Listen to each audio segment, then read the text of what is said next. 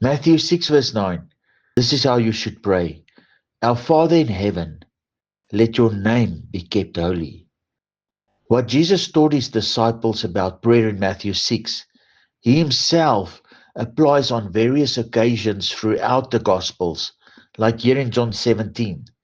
Jesus not only taught practically, but he also demonstrated personally. The reality of faithful prayer is to hand over the reins to Jesus, the source and goal of our faith, so that we can pick up on his heart in prayer. Jesus' heart in prayer, the main priority is always to consult with Father, from whom all things derives its life, for his will. This is how you should pray. Our Father in heaven. After saying these things, Jesus looked up into heaven and said, Father.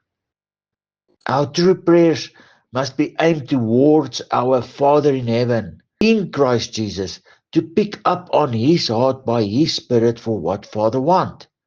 Heaven points to all realms. God is sovereign everywhere.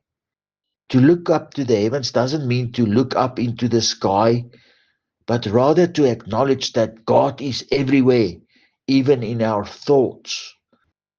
Our Father in heaven, let your name be kept holy. In Jesus' name, amen.